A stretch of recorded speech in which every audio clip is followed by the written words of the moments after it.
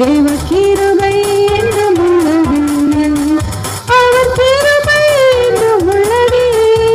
அவரை போற்றி துதித்து பாடி அல்லேலூயா என்று ஆர்ப்பரிப்போம். அவரை போற்றி துதித்து பாடி அல்லேலூயா என்று ஆர்ப்பரிப்போம். நெருக்கப்பட்டும் படித்திடாமல் கர்த்தர்தாம் நம்மை காத்ததாலே. நெருக்கப்பட்டும் படித்திடாமல் கர்த்தர்தாம் நம்மை காத்ததாலே. அவர் நல்லவர், அவர் வல்லவர், அவர் கிருபை என்றும் உள்ளதே. அவர் நல்லவர், அவர் வல்லவர், அவர் கிருபை என்றும் உள்ளதே. சத்துரு சேனை துரத்து சூழ்கையில் பக்தனம் தாவீதின் தேவன் நமக்கு. சத்துரு சேனை துரத்து சூழ்கையில் பக்தனம் தாவீதின் தேவன் நமக்கு. முன் சென்றாரே அவர் நல்லவர், அவர் கிருபை என்றும் உள்ளதே. முன் சென்றாரே அவர் நல்லவர், அவர் கிருபை என்றும் உள்ளதே. ஆண்டவராக இயேசு கிறிஸ்துவின் நாமத்தினாலே உங்களுக்கு வாழ்த்துக்கள். இதனாலே தேவனுடைய வார்த்தையை கேட்கும்படி வந்திருக்கிற உங்கள் யாவரையும் ஆண்டவராக இயேசு கிறிஸ்துவின் நாமத்தினாலே வாழ்த்துறோம், வரவேற்கிறோம். கர்த்தர் உங்களை ஆசீர்வதிப்பாராக. நாம் தொடர்ந்து தேவனுடைய ராஜ்யத்தை குறித்து நாம் பார்த்து வருகிறோம். ராஜ்யம் என்றால் என்ன? அது ஒரு கவர்மெண்ட், அது ஒரு அரசாங்கம். இன்னைக்கு பார்த்தீங்கன்னா அரசாங்கம் தான் நம்ம ஆண்டு கொண்டு இருக்கிறது. ஒரு மனுஷன் பார்த்தீங்கன்னா சட்டத்தை கடைபிடிக்கணுமா வேணாமா அப்படின்னு கேட்டிங்கன்னா, இந்தியன் பீனல் கோட் பிரகாரம் இந்த எந்த தேசத்தில் ஒரு மனுஷன் பிறகுறானோ அந்த தேசத்தை சட்டத்தை கடைபிடித்தே ஆக வேண்டும். அது ஆப்ஷனல் கிடையாது. கடைபிடிக்கலாம், கடைபிடிக்காமல் போகலாம் அப்படின்னு சொல்கிறதுக்கு ஒன்றும் கிடையாது. It's a mandatory. கட்டாயம் கடைபிடிச்சே ஆகணும். அதாவது ஒரு தேசத்தில் ஒரு மனுஷன் இருக்கும் பொழுது அந்த தேசத்தினுடைய சட்ட திட்டங்களுக்கு, அந்த தேசம் எழுதின சட்டங்களுக்கு, அதன் எழுதிய எல்லா காரியங்களுக்கும் அவன் கட்டுப்பட்டு இருக்கிறான். சட்டத்தை மதித்தே ஆகணும், ரெஸ்பெக்ட் பண்ணி ஆகணும். சட்டத்தை ரெஸ்பெக்ட் பண்ணலன்னா, அதுக்கு ஒரு மரியாதை செலுத்தலைன்னா, அதை கடைபிடிக்கலைன்னா அதுக்கு ஒரு தண்டனை உண்டு. ரெட் சிக்னல் போட்டால் நிற்கணும், கிரீன் சிக்னல் போட்டால் போகணும். அதான் இந்த நாட்டுடைய சட்டம். எல்லாம் பார்த்தா கெட் ரெடின்னு அர்த்தம். நீ பண்ண நான் எனக்கு தெரியும், என் இஷ்டம், நான் என் இஷ்டப்படி தான் போவேன் அப்படின்னு சொல்லிட்டு ரெட்டு போடும்போது போனீங்கன்னா ஒன்று ஆக்சிடென்ட் ஆகும், இல்லைன்னா அங்கே இருக்கிற போலீஸ்காரன் உன்னை பிடிச்சி ஃபைன் பண்ணுவான். ஹெல்மெட் போடணும்னா போட்டு ஆகணும். அது என்னுடைய ஆப்ஷன் கிடையாது. என் இஷ்டங்க, என் வாழ்க்கைங்க, நான் போட்டால் போடுவேன், போடாமல் போவேன் அப்படின்னு சொல்லி நீங்கள் சொல்ல முடியாது. போட்டாகணும். உன் தலையில் ஹெல்மெட்டை மாட்டி காசை வாங்கி ஃபைனை போட்டு அவன் செஞ்சிருவான். அப்போது அரசாங்கம் அப்படின்னா அது பல சட்டத்திட்டங்களை இங்கே போட்டிருக்குது, சட்டங்கள் எழுதப்பட்டிருக்கிறது. அதை நிறுத்துறதுக்கு, அதை கடைபிடிப்பதற்கு, அதை செஞ்சு ஆகணும் சொல்வதற்கு அவங்ககிட்ட பலவிதமான ஃபோர்ஸ் உண்டு, பலவிதமான காரியங்கள் உண்டு. உங்களை பலவந்தப்படுத்தியாவது அந்த சட்டத்தை மதிக்க வைப்பாங்க. அதுதான் சட்டத்தினுடைய நிலைமை. அதே மாதிரி தான் நம்ம கண்ணுக்கு தெரியாத உலகத்தில், இந்த உலகத்தில் 2 விதமான அரசுகள் வேலை செய்து கொண்டிருக்கிறது, 2 விதமான அரசாங்கங்கள் வேலை செய்து கொண்டிருக்கிறது. இப்படி சரியாக சொல்ல போனால் 2 அரசாங்கம் ஒர்க் பண்ணிக்கிட்டு இருக்குது, இரவு பகலாக வேலை செஞ்சுட்டு இருக்குது. 2 அரசாங்கம் தன்னுடைய கண்ட்ரோலுக்குள்ளே வைத்திருக்கிறது. அப்போ வைத்திருக்கும் பொழுது இந்த அரசாங்கத்தில் ஆண்டவர் என்ன சொல்ல வருகிறார்? இந்த பரலோக அரசாங்கத்துக்குள்ளே கட்டுப்பட்டுருக்கிறீங்க, ஆனாலும் இந்த உலகத்தில் பார்த்தீங்கன்னா நம்முடைய எல்லா பரலோகத்தோடு கூட தொடர்பு அற்று போன நிலைமையில், தொடர்பில்லாத நிலையில் சாத்தான், பிசாசு அல்லது இருளின் ராஜ்யம், இருளின் அரசாங்கம், இருளின் அரசு இங்கே வேலை செய்து கொண்டு இருக்கிறது. இந்த ஆக்சுவலாக உண்மையில் பார்த்தீங்கன்னா நீங்கள் அந்த இருளின் அரசாங்கத்தை முறியடிக்கணும்னா தேவனுடைய ராஜ்யத்தை தெரிந்து கொள்ள வேண்டும். தேவன் அப்படி தான் வைத்தார். ஆனால் நம்ம வேணான்னு சொல்லி நம்ம ஆப்ஷன் அந்த அரசை நம்ம தெரிஞ்சுட்டு நம்ம போனதுனால நம்ம வாழ்க்கையில் கண்ணீர், வேதனை, பிரச்சனை, போராட்டம், இப்படி பலவிதமான சூழ்நிலைக்குள்ளே தள்ளப்படுகிறோம். சரி, நம் இந்த தியானத்திற்காக ஒரு வசனத்தை வாசிப்போம். மத்தேயு எழுதின புத்தகம் 12ஆம் அதிகாரம் 28 32 முடிய. நான் தேவனுடைய ஆவியினாலே பிசாசுகளை துரத்துகிறபடியினாலே தேவனுடைய ராஜ்யம் உங்களிடத்தில் வந்திருக்கிறது. அன்றியும் பலவானை முந்தி கட்டினால் ஒழிய பலவானுடைய வீட்டுக்குள் ஒருவன் புகுந்து அவன் உடைமைகளை எப்படி கொள்ளையிடக்கூடும்? கட்டினானாயாகில் அவன் வீட்டை கொள்ளையிடலாம். என்னோட இராதவன் எனக்கு விரோதியாக இருக்கான், என்னோடு சேர்க்காதவன் சிதறடிக்கிறான். இந்த இடத்துல பார்த்தீங்கன்னா அங்கே ஆண்டவர் அங்கே ஒரு பெரிய சர்ச்சை உண்டாகுது. ஏசு எங்கே போனாலும் பிசாசை துரத்துறாரு. தேவனுடைய ராஜ் மனம் திரும்பினா மனசு எப்படி திருப்பு, இப்படி இந்த பக்கம் பாரு, நான் சொல்கிறத கொஞ்சம் கேளு, நான் இது உனக்கு ஒரு விடிவு வந்திருக்குது, உனக்கு ஒரு பெரிய எதிர்காலம் வைக்கப்பட்டிருக்கிறது, பயந்துட்டே இருக்காத, அழுதுட்டே இருக்காத, முடிஞ்சிச்சு யோசிக்காத, முடியல, வாழ்க்கை தொடக்கம் இருக்குது, புது தொடக்கத்தை நான் வைக்க போகிறேன், புதுசாக உன் வாழ்க்கை ஆரம்பிக்கப்பட போகிறது. தோல்வி பார்த்திருந்த வாழ்க்கையில் ஜெயத்தை பார்க்க முடியாய், விடுதலை பார்க்க முடியாய், ஒரு புதிய காரியங்களை திறந்து வைத்திருக்கிறேன். மனசு கொஞ்சம் திருப்பா, இந்த பக்கம் பாரு, இந்த பக்கம் நான் சொல்றது கேளு, நான் சொல்லப்படுற நல்ல காரியங்களை நீ ஆழ்ந்து சிந்திச்சாயானா, நல்லா தியானிச்சானா உனக்கு நல்ல காரியங்கள் கிடைக்கும் அப்படின்னு சொல்லிட்டு ஆண்டவராகிய இயேசு கிறிஸ்து இந்த இடத்துல சொல்லுகிறார். தேவனுடைய ராஜ்யம் சொல்லிட்டு மத்தேயுல 50 வாட்டி சொல்லியிருக்கிறார். பரலோக ராஜ்யம் அப்படின்னு சொல்லியிருக்கிறார். மத்திய, மார்க்கு, லூக்கா, யோவான் என்ற இடங்கள்ல தேவனுடைய ராஜ்யம் அப்படின்னு சொல்லப்பட்டிருக்கிறது. ரெண்டு ஒண்ணுதான். இந்த ரெண்டு காரியத்திலையும் அவர் பல காரியங்களை கிட்டத்தட்ட 4 சுவிசேஷத்தில் 150 முறை இந்த காரியத்தை சொல்லியிருக்கிறார். அப்படியே யோசிங்க, எவ்வளவு அது குறித்து அவர் கரிசனை உடையவராயிருக்கிறார், அது குறித்து விளக்கணும் முற்பட்டிருக்கிறார். அந்த காரியம் எவ்வளவு மிக மிக முக்கியமானது, நம்முடைய வாழ்க்கையை பாதிக்கக்கூடிய காரியம், அல்லது நம்முடைய வாழ்க்கையில அதை கொண்டு எப்படி முன்னேற வர வேண்டும் என்பதை ஆண்டவர் சொல்லி தரும்படி விரும்புகிறார். அப்ப தேவனுடைய ஆவியினாலே பிசாசுகளை துரத்துகிறபடினாலே இப்ப மறுபடியும் வந்துட்டு தேவனுடைய ராஜ்யம் உங்களிடத்தில் வந்திருக்கிறது. நல்லா கவனிங்க, அற்புதமான தேவன். ஏன்பா பரலோக ராஜ்யத்தை பற்றி கிறிஸ்தவர் தெரியாத கிறிஸ்தவர் கிடையாது. ஆண்டவர் ஆதியில் ஆதாம் ஏவாளை படைக்கும் போது பரலோகம் இங்கே தான் இருந்துச்சு. அவர் என்ன விரும்புகிறாரோ அது நடக்கும். தேவன்கிட்ட நீங்கள் என்ன விரும்புகிறீங்களோ அது நடக்கும். உங்களுக்கு வேண்டிய சுகமும் வாழ்வும் பலனும் அங்கே வச்சிருந்தார்.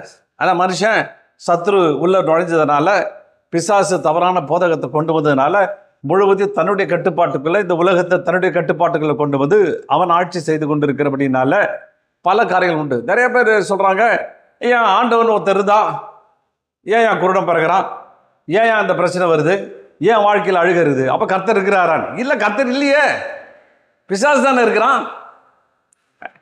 கவனிச்சு பாருங்க. அவர் இருந்தா அவர் எப்படி உன்னை விட்டுடுவாரு, உன்னை எப்படி அழ விட்டுடுவாரு, உன்னை எப்படி வேதனைப்பட வைப்பாரு? இரவும் பகலும் தூக்கம் வராமல் இருப்பது அவர் வேலையா வேதனையா? உன்னை பார்த்து அவர் வேதனைப்படுறார். உனக்கு ஒரு விஷயம் புரியல. ஆண்டவர் இல்லை, அதாவது அவர் ராஜ்யம் இங்கே இல்லை, அவர் ஆளுகை இங்கே இல்லை. நீ அவருடைய ஆளுகை வேணான்னு தானே ஒதுக்கிட்ட. இயேசு என்ன ஆள வேணாம், தேவாதி தேவன் என்ன ஆளுகை வேணாம், நான் என் வாழ்க்கையை பார்த்துக்கிறேன், நான் என்னுடைய வாழ்க்கையை நான் சீராக வச்சுக்கிறேன், எனக்கு தெரியும், எல்லாம் எனக்கு இருக்குது, எனக்கு அறிவு இருக்குது, நீ தானே சொல்லி வெளியில் வந்துட்டேன். இப்போ வெளியில் வந்த உடனே உன்னுடைய அறிவினால திறமையினால சத்துருவனால ஜெயிக்க முடியல. பிசாசு உன்னை விட பலசாலி, அவன் ரொம்ப அறிவு கூர்மை, உன்னை காட்டில அவனுக்கு அனுபவம் ஜாஸ்தி, எல்லா விதத்திலும் ஜாஸ்தி, உன்னை விட அவனுக்கு வல்லமை ஜாஸ்தி. அவன் என்ன பண்ணான், உன்னை தன்னுடைய கட்டுப்பாட்டுக்குள்ளே வைத்து கொண்டான். இப்போ உன்னால் விடுவிக்க முடியல, அழுது கொண்டிருக்கிற. இப்போ நீ தேவனே பிறந்துட்டு இருக்கிற. தேவன் இருந்தால் ஏன் நடக்குது, தேவன் ஏன் எனக்கு இப்படி செஞ்சார் அப்படி இல்லை. தேவன் இருந்தார்னா தேவன் தான் இல்லையே, அதாவது தேவனுடைய ஆளுகை தான் இல்லையே, தேவன் தான் உன் அருகாமையில் இல்லையே, தேவன் தான் உனக்கு உதவி செய்கிற நிலைமையில நீ அவரை வைத்திருக்கலையே. அதுதான் சொல்ல வருகிறார். அப்போ ஆண்டவர் இருந்தா எல்லாம் நடக்கும். இப்போ இங்க சொல்ற மறுபடியும் வராது. தேவனுடைய ஆவியினாலே பிசாசுகளை துரத்துறபடினாலே தேவனுடைய ராஜ்யம் உங்களிடத்தில் வந்திருக்கிறது. தேவனுடைய ராஜ்யம் இப்போ பாருங்க, ஒரு கவர்மெண்ட் இருக்கு, ஒரு ராஜா இருக்கான். பழைய காலத்துக்கு நம்ம போயிடுவோம். நீங்க ஒரு ராஜா காடியில் இருக்கிறீங்க. அந்த ராஜா உங்களை ரொம்ப அன்பு நேசிக்கிறாரு, நல்ல ராஜா. உங்களுக்கு வேண்டியது நாட்டு மக்களுக்கு என்ன தேவைன்னு சொல்லிட்டு தினந்தோறும் விசாரிக்கிறாரு. அதை கேட்டு உங்களுக்கு வேண்டிய நல்லதெல்லாம் செஞ்சுட்டு இருக்கிறாரு. இப்படி செய்கிற ராஜா இருக்கும்பொழுது உங்களுக்கு என்னமோ அந்த ராஜா கூட இருக்க பிடிக்கல. நீங்கள் என்ன பண்ணுறீங்க, ஒரு கலகம் பண்ணுறீங்க, ஒரு துரோகம் பண்ணுறீங்க. பக்கத்து நாட்டு ராஜா என்ன சொல்கிறான், உனக்கு நான் எல்லாம் தரேன், இதை விட சிறப்பாக தரேன், இந்த ராஜா உனக்கு 10,000 ரூபா சம்பளம் கொடுத்தா நான் அதை விட காட்டில் தரேன், உனக்கு ரொம்ப அறிவு ஜாஸ்தி திறமை ஜாஸ்தின்னு ஒருத்தன் நயங்காட்டி என்ன பண்ணுறான், அங்கேருந்து படையெடுத்து உங்களை சிறை பிடிச்சிட்டு போயிட்டான். உங்களை எடுத்துகிட்டு அங்கே போயிட்டான், அவன் இடத்துக்கு போயிட்டான், அவனுடைய நாட்டுக்கு போயிட்டான், உங்களை கையும் கலமாக பிடிச்சிட்டு போயிட்டான். இப்போ அங்கே போயிட்டீங்க, அங்கே போயிட்டு சிறையிருப்பு அனுபவத்தில் இருக்கிறீங்க. சிறையிருப்பை கூட்டு போகிற உங்களை ஒரு பெரிய சிறைச்சாலையில் வச்சுட்டான். எப்படின்னா சிறையிருப்பு, கடன் என்ற சிறையிருப்பு, வியாதி என்ற சிறையிருப்பு, பலவிதமான சூழ்நிலை கைதியா நீங்கள் என்ன பண்ணுறீங்க? அங்கே அடைக்கப்பட்டு வேதனைப்பட்டு துன்பத்தை அனுபவிச்சுட்டு இருக்கிறீங்க. இப்போ மனம் திரும்புறீங்க. இப்போ இந்த ராஜா உடனே என்ன பண்ணுறாரு? எப்படியாவது உங்களை மீட்கணும்னு அவர் ஒரு திட்டம் போட்டு தன்னுடைய குமாரனே உங்கள்கிட்ட அனுப்புகிறார். அல்லேலூயா. எப்படியாவது எப்பா என் மக்கள் வேணும், என்னுடைய ஜனங்கள் எனக்கு வேணும், அழுகுறான், கஷ்டப்படுறான், இப்போ தெரிஞ்சுதான்ப்பா, அவன் உணர்ந்துட்டான், இனிமேல் நம்ம அவனை கூட்டு வந்து அவனை நல்லா வாழ வைக்கணும் அப்படின்னு சொல்லிட்டு ஒரு ராஜா என்ன பண்ணி தன்னுடைய குமாரனே அனுப்புகிறார். குமாரனை அனுப்புனா குமாரன் இப்போ வந்துட்ட உடனே அந்த குமாரனுக்கு ராஜாவுடைய பிள்ளைனா குமாரனுக்கு அவனுக்கு வேண்டிய எல்லா அதிகாரம், அவருக்கு வேண்டிய எல்லா அதிகாரமும் திறமையாக இருக்கிறதுனால அவர் உள்ளே வந்துட்டார். உள்ளே வந்துட்டு உங்ககிட்ட வரார். வந்துட்டு சொல்கிறாரு, எப்போ கொஞ்சம் கேரு, இதோ பரலோக ராஜ்யம் கிட்ட வந்துடுச்சு, தேவனுடைய ராஜ்யம், அதாவது உங்கள் ராஜா உன் மேலே அன்பு செலுத்த அந்த ராஜா உடைய தூதனாய் நான் வந்திருக்கிறேன், அவருடைய பிள்ளையே வந்திருக்கிறேன், நீ எப்படியாவது திரும்பு, இந்த பக்கம் வா, இந்த பவர்ஃபுல்லாக நான் வரேன், நான் வந்தேன்னா போதும், எல்லாத்தையும் அடித்து துரத்துவேன், எல்லாம் ஓடுது, பிசாசுலாம் ஓடுதுன்னு உடனே எல்லாத்தையும் துரத்துக்கு காமிக்கிறார், எல்லாத்தையும் சாம்பிள்லாம் காமிக்கிறார். காமிச்சிட்டு கிட்ட வந்து என்ன போதும், உனக்கு ஒரு மாபெரும் விடுதலையை வைத்திருக்கிறேன், ரட்சிப்பு, இதுதான் ரட்சிப்பு, முழு ரட்சிப்பை பெற்றுக்கொள், இது ஒரு பெரிய பேக்கேஜ், அந்த பேக்கேஜை பெற்றுக்கொள் என்று ஆண்டவராகிய இயேசு கிறிஸ்து அங்கே குமாரனா இந்த உலகத்தில் வந்து இந்த காரியங்களை எல்லாம் வெளிப்படுத்துகிறார். அந்த பிதாவை குறித்து வெளிப்படுத்துகிறார். அவர் ரொம்ப அன்பு உள்ளவர், அவர் உனக்காய் பரிதபிக்கிறார், உன்னை மாற்றணும் அவருக்கு ஆசை இருக்குது, உன்னை விடுதலை செய்யணும் ஆசை இருக்குது, நிறைய காரியங்களை செஞ்சு காமிக்கிறார். பாரு, சுகத்தை அனுப்புகிறேன், அந்த அரசாங்கம் வந்திருக்கிறதுனால உன்னை பிசாசு பல விதமான வியாதியில் வச்சுருந்தான், அந்த வியாதியில் இதை நீக்கிறேன், சத்துரு உன்னை கண்ட்ரோல் பண்ணி வச்சுருந்தான், அந்த கண்ட்ரோல்லேருந்து உன்னை விடுதலையாக்கி உனக்கு வேண்டிய சமாதான சந்தோஷத்தாரன்னு சொல்லிட்டு அவர் நிரூபித்து காண்பிக்கிறார். பாருங்க, சொல்கிறாரு, தேவனுடைய ஆவியினாலே பிசாசுகளை துரத்துகிறபடினாலே, பிசாசு ரொம்ப ஒரு பலவான், அப்படி தான் வேதம் சொல்லுது.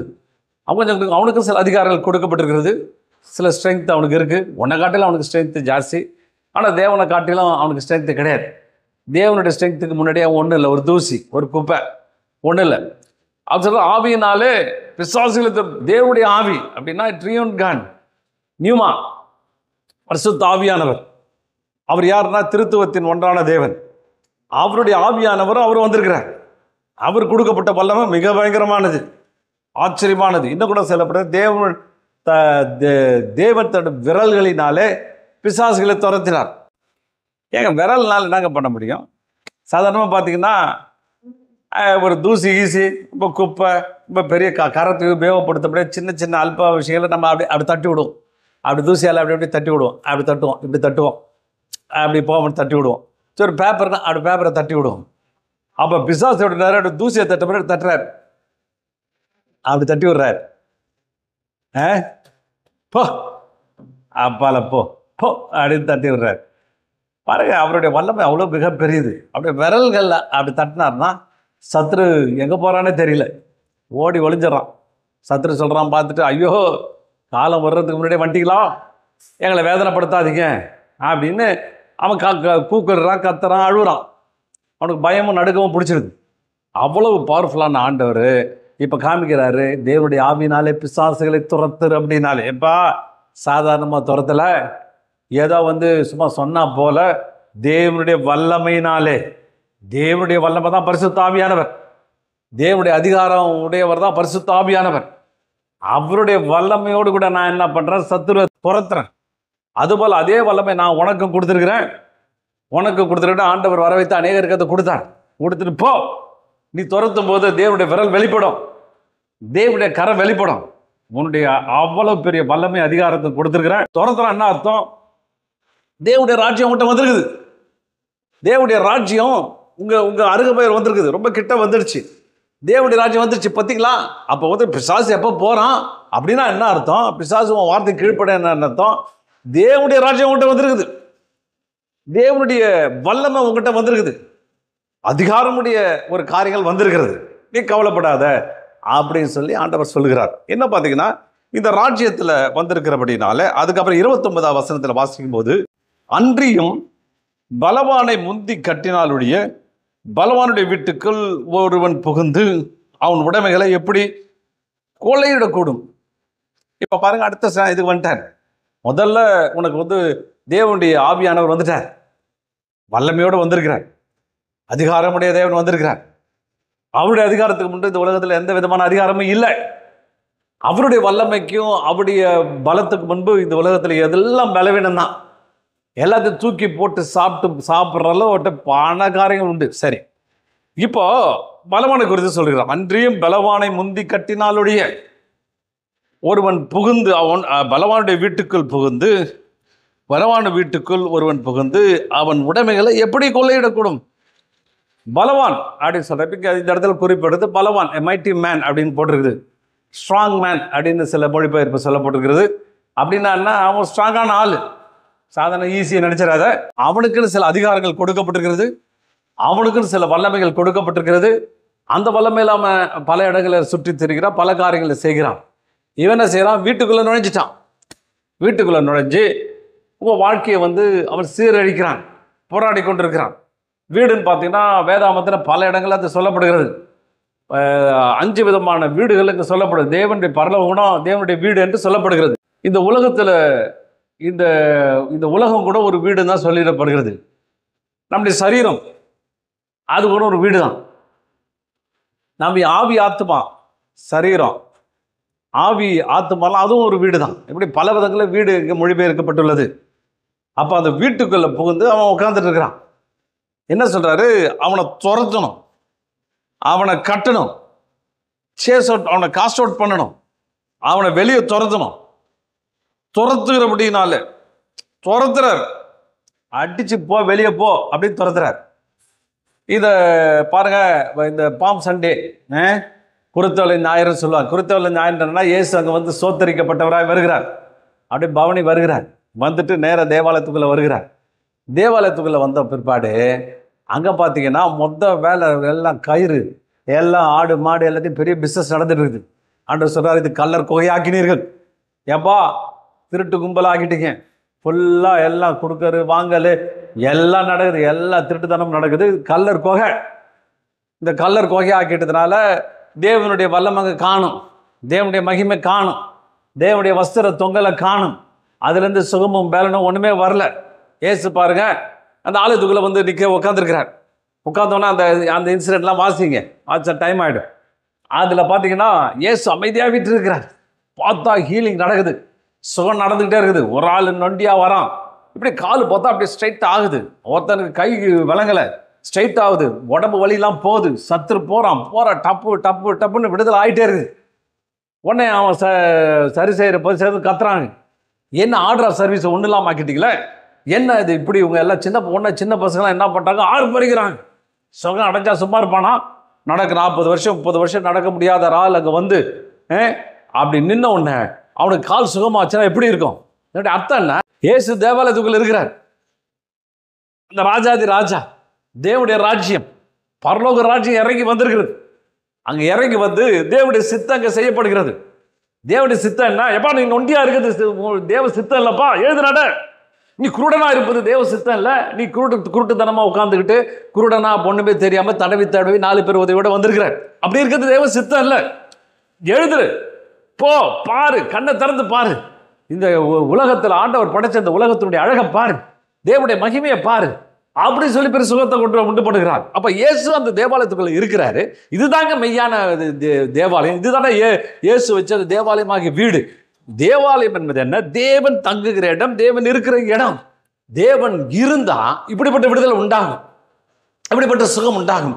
சத்துரு எத்தனை பேரை நொறுக்கி வச்சிருந்தானோ, சத்துரு ஒருத்தனா விடுதலையாக்கப்படுகிறான். விடுதலையாக்கப்பட்டன சின்ன பையன்லேருந்து பெரிய ஆள் வரலையும் ஒரு ஆளையும் விடலை. குழந்தையிலேருந்து சாக போகிற ஆள் வரலையும் தேவ வல்லமை அப்படியே டச் ஆகுது. ஆனால் இயேசு பிரசங்கம் பண்ணல, ஒன்றும் பண்ண, தேவாலயத்தில் உட்காந்துருக்கிறார். தேவாலயத்தில் அமைதியாக உட்காந்துருக்கான்னு போட்டிருக்குது. ரொம்ப அமைதியாக இருக்கிறார், ஒன்றுமே செய்யலை, அமைதியாக இருக்கிறார். அப்போ இவங்களுக்கு என்னன்னா ஆர்டர் சரி போச்சு, ஐயோ சத்தம் போடுறாங்க, கத்துறாங்கல்ல, ஆர்ப்பரிக்கிறாங்கல்ல, சத்தம் ஏப்பா எப்படிப்பா சத்தம் போடாமல் இருப்பான்? சுகம் ஆச்சு, குணமாச்சு, விடுதலை உண்டாச்சு, கண்ணு தெரியுதுன்னா அவன் கத்த மாட்டானா? அல்லேலூயா அப்படின்னு கத்த மாட்டானா? இயேசுவே அப்படின்னு கத்த மாட்டானா? அப்போ பார்த்து பெரிய சுகம் பார்த்து இயேசு தேவாலயத்துக்குள்ள இருக்கிறார். இவ்வளவு நாள் தேவாலயத்தில் இல்லைன்னா தேவாலயத்தில் அவர் அனுமதிக்கலை, தேவாலயத்துக்குள்ள அவர் கொண்டு வரல. ஒரு சாதாரண உங்களுக்கு எல்லாம் தெரியும், ஒரு இது சொல்லுவாங்க, ஒரு நீக்ரோ ஒரு வாலிபர் என்ன பண்ணானா, அங்கே வெள்ளைக்காரங்க சர்ச்சுக்கு போனானா, வெள்ளைக்காரங்க சர்ச்சுக்கு போன வெள்ளை அவர் சொன்னாரா, இங்கே வெள்ளைக்காரங்க இருக்கிற ஏரியா, நீ எப்படி கருப்பு அங்கே உள்ள வரக்கூடாது, ஓடி போன துரத்தி விட்டாங்க. கேட்டில் என்ன பரிவோடு அழுதுட்டு இருக்காங்க. அங்கே பார்த்தா இன்னொருத்தர் தாடி வச்சு நின்றுருக்காராம். இவன் பார்த்தோன்னா இவரை பார்த்தா நம்ம தான் கருப்பாக துரத்திட்டா, இவர் வெள்ளையாக தான் இருக்காரு, ஏன் துரத்திட்டாங்க அப்படின்னு சொல்லிட்டு அவர்கிட்ட, ஐயா என்ன தான் துரத்திட்டாங்க, உங்களையும் துரத்திட்டாங்களான். ஆமாம், உங்கள் பேர் என்னான்னு கேட்டான். அவர் சொன்னால் நான் தான் இயேசு அப்படின்னாரான். பாருங்க, எல்லாம் இவங்களுடைய தற்பெருமைனாலும் இவங்களுடைய ஐடியாவினாலும் இயேசு வெளியே துரத்திட்டு இவங்க ஆலயத்தை நடத்திட்டு இருக்கிறாங்க. இப்போ தான் இயேசு வந்திருக்கிறார். அல்லேலூயா. வந்த உடனே ஹீலிங்கும் சுகமும் நடந்துட்டு இருக்குது. அப்போ தேவாலய சுத்திகரிப்பின் பணியை இயேசு செய்கிறார். அங்கே கயிறுலாம் இருந்தது. பாருங்க, இயேசு எவ்வளோ பாருங்க, பக்தி வைராக்கியம் என்னை பட்சித்தது. என்னடா இது, எப்படி இருக்க வேண்டிய சபை, மகிமையும் வல்லமையும் அதிகாரத்தையும் செயல்படுத்துகிற சபை, இன்னைக்கு நொண்டியும் குருடனும் செவிடனும் விடுதலையாக்கப்படாதனும் எல்லாம் உள்ளே உட்காந்துட்டு இருக்கிறான். கயிறு எடுக்கிறார். காரணம் என்ன? கல்லர் கோகையாக்கிட்டீங்க, திருட்டுத்தனம், அக்கிரமம், சிந்தை எல்லாத்தையும் கொண்டு வந்துட்டீங்க. கயிறு எடுத்து சாட்டை மாதிரி பிரிண்டார். அடி ஒரே ஆள் ரவுண்டு கட்டி அடிக்கிறார். ஒருத்தர் போதும் அவருக்கு. அவர் கோபம் வந்துச்சு. அவருக்கு ஆட்டுக்குட்டியான கோபம் வந்தாலும் நிற்க முடியாது. சோத்திரம் அடிக்கிறது, அடி வாங்குறாருனா அது வேற, உனக்காக வாங்குறார். அடி கொடுக்கணும்னா அவரை யார் தடுக்க முடியும்? இறங்கி முண்டில் நாக்கி அடிச்சு எல்லாரும் வெளியே துரத்துறார். எல்லாம் துரத்தி அதை சுத்திகரிப்பை உண்டு பண்ணுகிறார். அதுதான் இதை துரத்துகிறது. காசு கடைக்காரன் எல்லாரையும் துரத்துகிறார். ஆலயத்திலிருந்து துரத்தி எடுக்கிறார். என் அருமையான தேவ ஜனமே, தேவ வல்லமையையும் அதிகாரத்தையும் தேவனுடைய கிருபையும் தேவனுடைய அநாதி காரியங்களை அறிஞ்சு கொள்ள முடியாதபடி நம்முடைய வாழ்க்கை அப்படியே அந்தகாரப்பட்டு கொண்டு இருக்கிறது. நம்முடைய வாழ்க்கை குழம்பி தவிக்கிறது. காரணம் என்ற பலவானங்க உட்கார்ந்துருக்கிறான். பிசாசு, பலவான ஆகிய பிசாசு அங்கே உட்கார்ந்து கொண்டு அங்கே பலவிதமான உங்கள் போராட்டத்துக்குள்ளே உங்களை வைத்து கொண்டிருக்கிறான். இயேசு அனுமதியுங்கள். தேவாதி தேவன் ராஜ்யத்தின் ரெப்ரசன்டேட்டிவ், அந்த தேவனுடைய ராஜ்யத்தினுடைய ராஜாவாகிய இயேசு கிறிஸ்து உள்ள வந்து எல்லாத்தையும் துரத்துகிறார், எல்லாத்தையும் மாற்றுகிறார். சபைன்னா விடுதலை ஆக்கப்படுகிற சபை, இதுதான் விடுதலை அப்படின்னு சொல்லி அங்கே நிரூபிக்கிறார், துரத்துகிறார். பாருங்க, தேவனுடைய வல்லமை இறங்குது. அந்த சத்துனுடைய ஆதிக்கம், பிசாசுடைய ஆதிக்கத்தை துரத்துகிறார். தேவனுடைய ஆவி இல்லாமல் பிசாசுகிட்ட கிட்ட கூட போக முடியாது, ஒன்றும் செய்ய முடியாது. பவுலப்போசன் கூட ஒரு இடத்துல பார்க்கும் பொழுது அவன் பவுலப்போசன் துரத்துற மாதிரி அவன் போய் துரத்த போனான். நான் இயேசும் அறிவேன், ஒன்னே அறிவேன் அடன் போட்டு அவனை போட்டு சட்டைக்கட்டையில பிச்சு வெளியே அனுப்பிச்சிச்சு. காரணம் வல்லமை இல்லை, இயேசு இல்லை.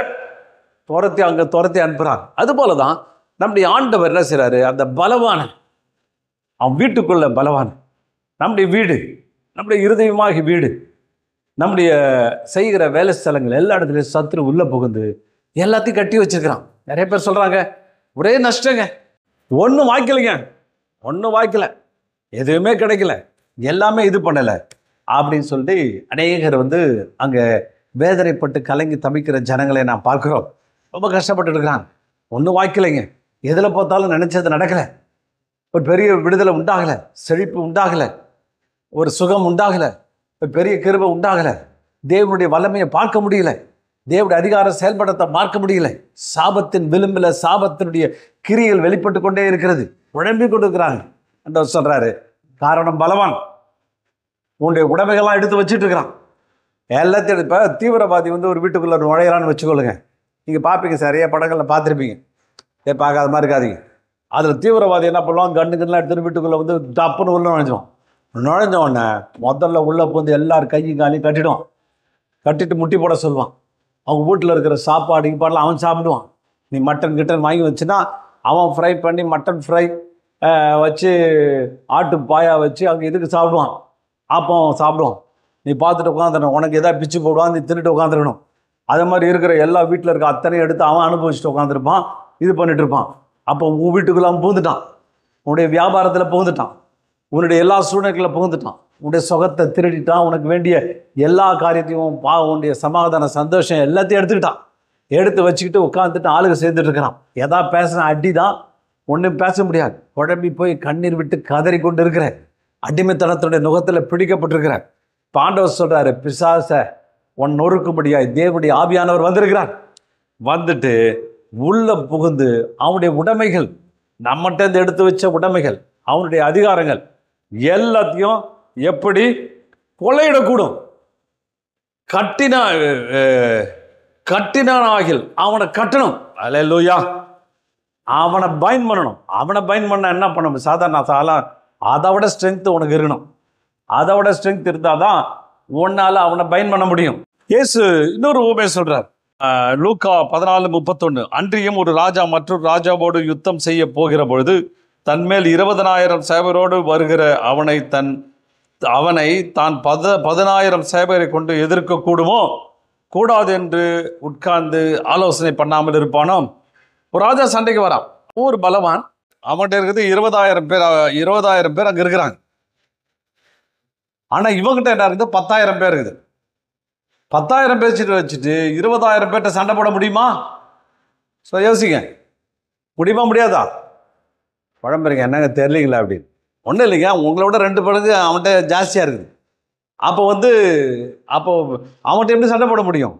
உட்காந்து சேவர்களோட ஆலோசனை பண்ணுவானா. ஆலோசனை பண்ணிவிட்டு முன்னாடியே வந்து ஆரம்பித்து, ஏப்பா நான் சண்டைக்கு வரல, நீங்கள் சொல்கிறத நான் கொடுத்துட்டு போகிறேன், என்ன செய்யுது சொல்லு, நான் விட்டுட்டு நான் போகிறேன், எனக்கு ஹெல்ப் பண்ணு அப்படின்னு சொல்லிட்டு சமாதானம் பேச ஸ்தானாதிபதி அனுப்பானோம். இது எதை குறிக்குது? எனக்கு ஆண்டவர் ஒரு வெளிப்பாடு கொடுத்தார். மொத்தம் பார்த்தீங்கன்னா பிசாசு இந்த உலகத்தில் விழும்போது 1/3 ஆள் அங்கேருந்து பரலோகத்திலேருந்து விழுந்துட்டான். பரலோகத்திலேருந்து இழுத்துக்கிட்டு தூதர்களை தவறான ஆலோசனை கொடுத்து அங்கே இழுத்து விட பண்ணிட்டான். அப்போ 10,000 பேர் 30,000 பேர் இருக்கான்னு வைத்துக்கொள்ளுங்க. கணக்கு தெரில, பெரிய கணக்காக இருக்கும். ஒருத்தர் சொல்கிறாரு 10⁻45 அப்படின்றாங்க. 10க்கு மேலே 45 ஜீரோ போட்டால் 10 × 45 ஜீரோவில் பக்கத்தில் போட்டால் அவ்வளோ ஆட்கள் இருந்தாங்க. சரி, எப்படியே போட்டோம். அப்போ 10,000 பேர் விழுந்து போயிட்டான்னு 30,000 தூதர்களில் 10,000 தூதர்கள் பிசாசு அங்கிருந்து விட தள்ளிட்டான், விழுந்துட்டான். 10,000 தூதர்கள் விழுந்துட்டாங்க. இப்போ இந்த ராஜா 20,000 தூதர்களோடு எடுத்து வர்றார். அல்லேலூயா. 20,000ங்க 10,000ங்க 20,000 பேர் தூதரில் அப்படி நின்னா பரலோக ராஜ்யம்னா நீங்கள் என்ன நினைக்கிறீங்க? எப்பா என்னமோ கொஞ்சம் பேர் வச்சுன்னு இயேசு ஒருத்தர். இப்போ இயேசுக்கு பின்னாடி 20,000 பேர் உள்ள ஆட்கள் தூதர்கள் இருக்கிறாங்க. 20,000க்கு மேலே, 1000லாம் கிடையாது, கோடியில் இருக்குது. இங்கே ஒரு கதை, அவர் ஒரு ஓமையை சொல்லுகிறார். அப்போ 20,000 ஒன்றை விட 2 மடங்கு அவருக்கு பவர் ஜாஸ்தி, அவ்வளோ தூதர்கள் இருக்கிறாங்க. அப்படி வந்தால் என்ன பண்ணுவான்? அவன் ஆலோசனை பண்ண, எப்பா இவர்கிட்ட எதிர்க்க முடியாது, நம்ம முதல்ல ஜகா வாங்கிக்கோ, சமாதானம் பேசுவோம், இல்லை விட்டுட்டு போயிடுவோம், இடத்த விட்டு ஓடுவோம், ஐயோ நம்மளால முடியாது அப்படின்னு சொல்லி அவங்க பேசுவான். நல்லா கவனிங்க, 20,000 பேர் 3/2 பங்கு வச்சிருக்கிறார் ஆண்டவர். நம்ம சாதாரண படம் இல்லைங்க. இந்த அரசியலில் பார்த்தீங்கன்னா இந்த இதில் ஊர்வலம் போகும்போது சொல்லுவாங்க, இந்த படம் போதுமா, இன்னும் கொஞ்சம் வேணுமான்னுவாங்க. அல்லேலூயா. நம்ம பின்னாடி அவனை விட 2 மடங்கு ஜாஸ்தியான ஆட்கள் ஆண்டவர் வச்சிருக்கிறார். அப்போ இந்த படம் போதாதா? நீங்கள் என்ன நினைக்கிறீங்க? தனியாக நான் ஒன்றும் இல்லை, பிசாசு பயங்கரமான ஆள், அவனுக்கு ரொம்ப பவர் ஜாஸ்தி, அவனுக்கு ரொம்ப அது ஜாஸ்தி இது ஜாஸ்தி, அவன் ரொம்ப கொம்பு வச்சுருக்கான், செய்வனை பண்ணிட்டான், கட்டு பண்ணிட்டான், அது பண்ணி. எப்பா நீ செய்வனை பண்ணான்னா உன்னை விட 2 மடங்கு பவர் ஜாஸ்தி. படையெடுத்து வந்தின்னா இயேசுவும் பின்னாடி நிற்கிறார். 20,000 அவனை 2 மடங்கு தூதர்களுடைய பலத்தோடு கூட அவர் நிற்கிறார். அவர் நின்னார்னா அவன் என்ன பண்ணுவான்? உடனே சமாதானம் பேசப்பா கையெடுத்து கூப்பிட்டு, சில நேரங்களில் நான் அந்த பிசாசை திறந்து பாரு, கையெடுத்து கூப்பிட்டு, ஐயோ நான் போயிடுறேன், ஐயோ நான் இருக்கிறேன், தெரியாம வந்துட்டேன், ஏன் வந்தேன்னு கேட்டேன், தெரியாம மாட்டேன், நீ வருவேன்னு எனக்கு தெரியாது, நான் தெரியாம மாட்டேன், தயவுசெய்து நான் போயிடுறேன் அப்படின்னு அலறி ஓடுற அநேக இதை பார்க்குறோம். என்னடா இது எனக்கு யோசனையாக இருக்கும். என்ன நம்ம சாதாரணமாக கத்துறோம், இதுக்கு இவ்வளோ காரணம்னா 2 மடங்கு பவர் அங்கே இருக்குது, 2 மடங்கு ஆட்கள் அங்கே இருக்கிறாங்க. உடனே சமாதானம் பேசிக்கிட்டு கையெடுத்து கூப்பிட்டு எழுந்து ஓடுகிறான். அதுதான் தேவனுடைய ராஜ்யம். தேவனுடைய ராஜ்யுடைய வல்லமை பேர்பட்டது. உடனே அந்த ராஜா பிசாசு பலவான், அவன் தூதரில் வச்சுக்கிற அந்த தலைவன் துண்டை காணும் துணியை காணும் ஓடுவான். நீங்கள் எதிர்த்து நின்னா அல்லேலூயா, நீங்கள் சாதாரணமாக நிற்கல, இயேசுவோடு கூட நீங்கள் நிற்கிறீர்கள். கொள்ளையிடக்கூடும் கட்டினாகில் அவன் வீட்டை கொள்ளையிடலாம். பிரசங்கத்தை நான் கேட்டேன். ஒரு திருட மாட்டிக்கிட்டான்னா திருடினதுக்கு 5 மடங்கு கொடுத்தாவணுமா. பாருங்க, அவன் சின்ன வயசுலேருந்து எவ்வளோ நஷ்டம், எவ்வளோ வேதனை அனுபவிச்சிருக்கீங்க. அவ்வளோ திருடி அவன் வச்சுட்டு உட்காந்துருக்கிறான். அந்த திருடனை அடித்து பிடுங்கினீங்கன்னா 5 மடங்கு கொடுத்தே ஆகணும். ஆண்டோட பேசுங்க, என்ன 1 லட்சம் நஷ்டம் ஆயிடுச்சு அவன் பிஸ்னஸில், அழுதுட்டு உட்காந்துருக்காத, 5 லட்சம் கொடுத்தே ஆகணும். 1 கோடி நஷ்டம் ஆகிட்டியா, அவனை அடித்து பிடிக்கினா 5 கோடி உங்களுக்கு கிடைக்கும். அதுதான் நியாயப்பிரமாண சட்டம். அல்லேலூயா. நீங்கள் 5 மடங்கு உயர்த்தப்பட போகிறீங்க. ஆனால் கிங்டம் பிரின்சிபல் 100 மடங்கு நீங்கள் பெற்றுக்கொள்ள போகிறீங்க. 100 மடங்கு நீங்கள் எடுத்துக்கொள்ள போகிறீர்கள். அதான் ஆண்டவர் சொல்றார். 2வது கட்டுதல். அப்படின்னா அவனை கட்டுதல், அவனை செயல்படாமல் வைப்பது, மேற்கொண்டு அவன் காரியங்களை எது செய்ய விடாமல் பண்ணுவது, அல்லது அவனுடைய ஆளுகையை எடுத்து போடுது, ஆளுகை ஒன்றுமில்லாமல் ஆக்குவது தான் கட்டுது. மறுபடியும் சேஞ்ச். சாதாரணமாக ஒரு நாட்டில் இன்னொரு நாட்டில் இருக்கிற சோல்ஜர்ஸை பிடிச்சா முதல்ல கையை காலை கட்டிடுவானு. ஏன் கட்டுறாங்க அப்படின்னா மறுபடியும் துப்பாக்கி எடுத்து நம்மளை சுட்டுவான், அதனால் பிடிச்சி கையை காலை கட்டிடுவாங்க. அது மாதிரி சத்துருவை கையை காலில் கட்டி வேலை ஒரு மிலிட்ரி இன்னொரு மிலிட்ரியை பிடிச்சிச்சுன்னா முதல்ல கட்டிட்டு அவன்கிட்ட இருக்க டேங்க்கு துப்பாக்கி எல்லாத்தையும் பிடிக்கிடுவான். அது மாதிரி தான் அவன்கிட்ட இருக்கிற அதிகாரங்கள், அவன்கிட்ட இருக்கிற வல்லமைகள் எல்லாவற்றையும் பிடிக்கிறோம். அவன் நம்ம வாழ்க்கையில் செயல்படவே முடியாது, ஒன்றுத்தையும் அவன் கை வைக்க முடியாது. அந்த அளவு அவங்களை நம்ம கட்டவிழ்க்கிறோம். இயேசு ஒரு முறை சொல்லும் பொழுது அந்த 18 வருஷம் கட்டப்பட்டிருந்த அந்த மகளை பிசாசு கட்டி வைத்திருந்தான். ஆலயத்துக்குள்ள கூனியா வரா, ரொம்ப கூணி, நிமிரவே முடியல, எல்லளவும் நிமிர முடியல, அவ்வளவு கட்டி வச்சிருக்கிறான். என் இன்ச்சு கூட ஏறலைங்க. நிறைய பேர் சொல்லுவாங்க ஒரு சின்ன இன்ச்சு கூட முன்னேற்றம் இல்லைங்க, அப்படியே இருக்குதுங்க, மைனஸில் போயிட்டு இருக்கிறீங்க, ஒன்று கூட ஒரு மாற்றம் தெரியலைங்க, ஒரு விடுதலை தெரியலைங்க, ஒரு ஜெயம் கிடைக்கலைங்க, என்னங்க வாழ்க்கை அப்படி இருக்கீங்களா? உங்களை சத்துரு கட்டி வைத்திருக்கிறான். ஆண்டவராக இயேசு கட்டவிழ்த்து விடுகிறார், விடுதலையாக்குகிறார். ஏன்னா தேவனுடைய ராஜ்யம் வருகிறது. அந்த உன்னுடைய கட்டை பிசாசு உன்னை கட்டி வச்சிருந்தான், அந்த கட்டை அவுத்துட்டு பிசாசு அவர் கட்டுகிறார். இதுதான் கட்டவது, கட்டவிழ்ப்பது. ஆண்டவர் சொன்னாரு, நீங்க பூலோகத்தில் எதை கட்டியுள்ளோ அவர் பரலோகத்தில் கட்டப்பட்டிருக்கும், எதை கட்டவிழ்ப்பீர்களோ அது பரலோகத்தில் கட்டப்பட்டிருக்கும். இங்க பாருங்க, பைண்டிங் அண்ட் லூசிங், அந்த பவர் ஆண்டவர் கொடுத்திருக்கிறார். அந்த 18 வருஷம் அந்த கூனியா இருந்த அவருடைய சுகவீனம் என்கிற கட்டை அவள் கட்டவிழ்க்கிறார். பரலோகம் உடனே அந்த காரியங்களை செய்கிறது. 2வது சத்துருவை கட்டிட்டு இருந்த அந்த சத்துருவை கட்டிட்டு அவன் கையை ஆண்டவர் கட்டி போட்டுறார். அவன் இன்னும் மேற்கொண்டு கிரியை செய்ய முடியாதபடி ஆண்டவர் செய்கிறார். இதுதான் கட்டுகிற அதிகாரத்தை தேவன் கொடுத்துகிறார். அப்ப பலவான உன் வாழ்க்கையில, உன்னுடைய வியாபாரத்துல, உன்னுடைய படிப்புல, உன்னுடைய சுகத்துல, உன்னுடைய குடும்பத்துல எல்லாத்தையும் கிரியை செய்து கொண்ட அந்த சத்துருவை இயேசுவின் நாமத்தினாலே கட்டுகிறோம். காரண்டா ராஜாவாக இயேசு அதிக பலத்தோடு கூட உன் வாழ்க்கையில் இடைபடுகிறார். சத்துருடைய தலை நசுக்கப்படுகிறது. தன்னுடைய வாழ்க்கையை கர்த்தர் மாற்றி போடுகிறார். இன்னும் கடைசி வசனம் பார்த்தீங்கன்னா 30வது வசனம் வாசிக்கும் போது வாசித்து படிப்போம். என்னோடு இராதவன் எனக்கு விரோதியாக இருக்கிறான், என்னோடு சேர்க்காதவன் சிதறடிக்கிறான். இது என்ன அவங்க? இது என்னோடு இராதவன் எனக்கு விரோதியாக இருக்கிறான், என்னோடு சேர்க்காதவன் சிதறடிக்கிறான். அப்படின்னா சொல்ற, எனக்கு கூட இல்லாதவன், என்கிட்ட ஒருத்தர் இல்லைன்னா அவன் எனக்கு விரோதி. ஒருவேளை நீங்கள் இயேசு எனக்கு அதெல்லாம் வேணாங்க, நான் நியூட்ரலாக இருக்கிறேன், எனக்கு இயேசுவும் வேணாம் சாத்தானும் வேணாம், நடுவாக ஒரு பாதை போட்டுக்கிட்டு போகிறேன், அது எனக்கு என்ன பிடிச்சதோ அது போகிறேன், யாரும் வேணாங்க, நான் தனியாக போகிறேன் அப்படின்னு நான் ஆண்டவர் சொல்கிறேன். நீ விரோதியா? என்கிட்ட இல்லைல்ல, அப்போ நீ நான் நியூட்ரல் நினச்சிட்டு இருந்தாலும் அது நீ பிசாசுக்கு சொந்தக்காரன், நீ பிசாசு கூட கை கோத்துக்கிட்ட, எனக்கு விரோதி தான். அப்போ நீ விரோதியாக இருப்பார். என்னோடு சேர்க்காதவன், என்கிட்ட இல்லாதவனை பிசாசு என்ன சிதறடிக்கிறான், ஸ்கேட்டர் பண்ணுறான், அவனை அலைய விடுகிறான், அவனை வேதனைப்பட வைக்கிறான், அவன் செய்கிற எந்த காரியத்தையும் அவன் செயலிழக்கப்படுகிறான், சிதறடிக்கிறான், இங்கே அங்கே ஓடுகிறான். பாருங்க, காயின் ஆண்டவருக்கு விரோதமாக அவன் பாவம் செய்கிறான். அவன் சொல்கிறான், நான் எங்கே போனாலும் அலைகிறவனாக இருப்பேனே, அலைஞ்சிக்கிட்டு இருப்பேனே ஆண்டவரே அப்படின்னு நான் சொல்கிறான். இது ரொம்ப கொடுமையாக இருக்குது, ரொம்ப கஷ்டமாக இருக்குது, மனசுக்கு வேதனையாக இருக்குது. போனால் நிலையற்ற தன்மை. இந்த பிஸ்னஸ் செஞ்சால் நிலையற்ற, இந்த பிஸ்னஸை மாற்றி செஞ்சால் அதுலேயும் நஷ்டம். ஒருவேளை எங்கே வேலைக்கு போனால் அங்கேயும் ஒரே பிரச்சனை. எங்கே போனாலும் ஒரு நிலையில்லாத நிலையற்ற தன்மை. இங்கே போய் அங்கே போய் அலைச்சலாக பார்த்தீங்களா, வாழ்க்கையே ஒரே அலைச்சலாக இருக்குதுங்க, அலைஞ்சிக்கிட்டே இருக்குங்க. ஒரு ஸ்டெடியாக ஒரு இடத்துல கால் ஒன்றதுக்கு இடம் இல்லைங்க அப்படின்னு புலம்பி தவிக்கிறாங்க.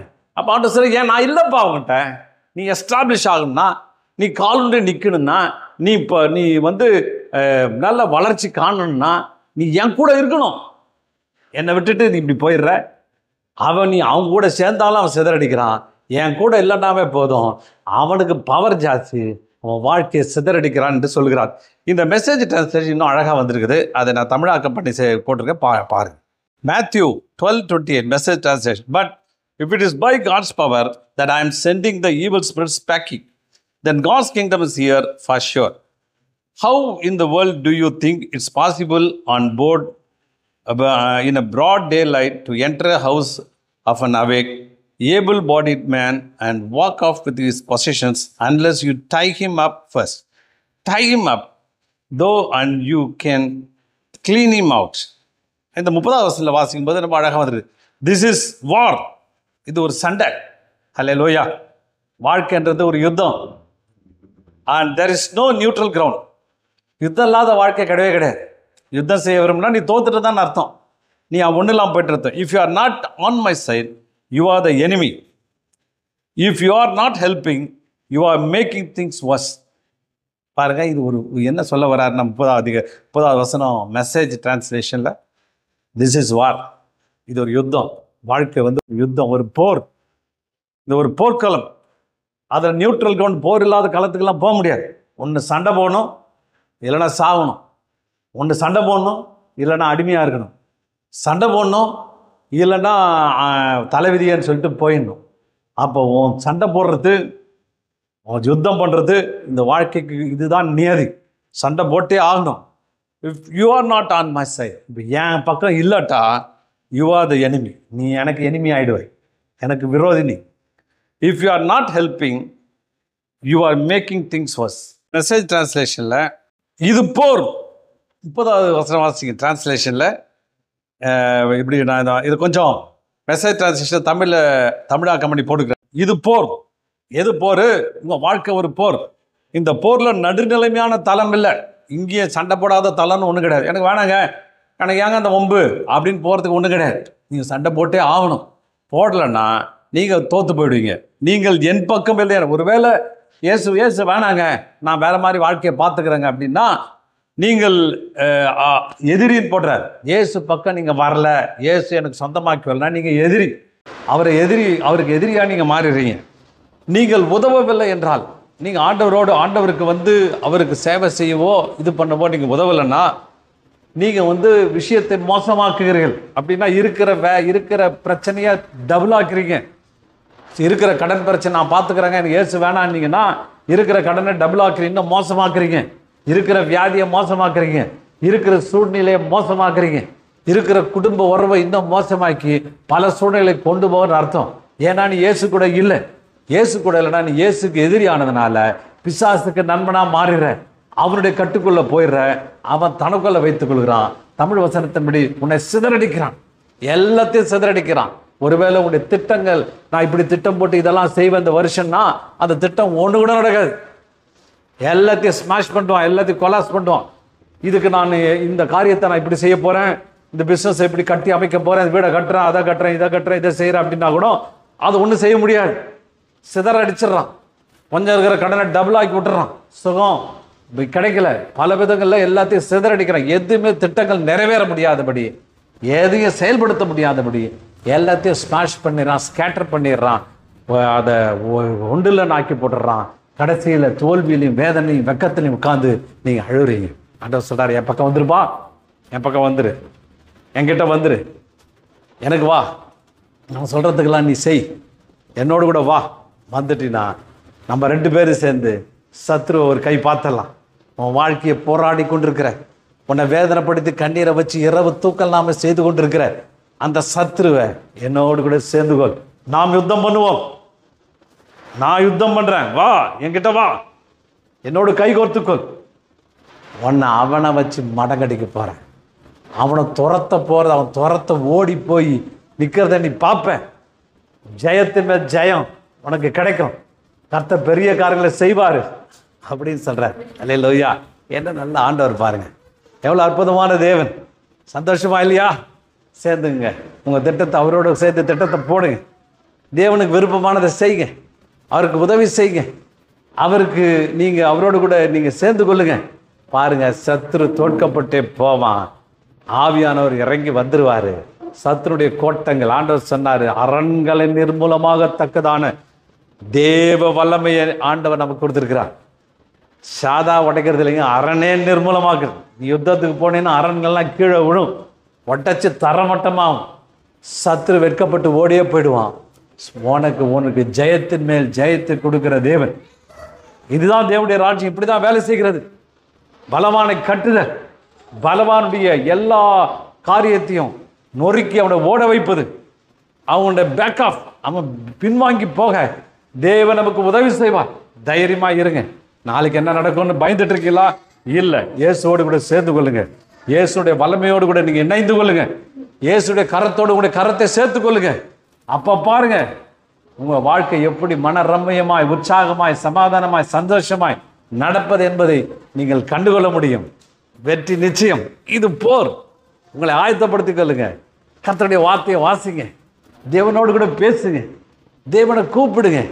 தேவனை அழைத்துக் கொள்ளுங்க. தேவனை உங்களுடைய நண்பராக்கி கொள்ளுங்க, ஃப்ரெண்ட் ஆக்கிக்குங்க. கர்த்தர் எல்லாவற்றிலும் உதவி செய்வார். உங்கள் பெரிதான, செழிப்பான, விடுதலையான, வெற்றிகரமான வாழ்க்கையை உங்கள் முன் வைத்திருக்கிறார். நீங்கள் ஜெயிப்பீர்கள் என்பதில் எந்த சந்தேகமும் இல்லை. ஆமென்.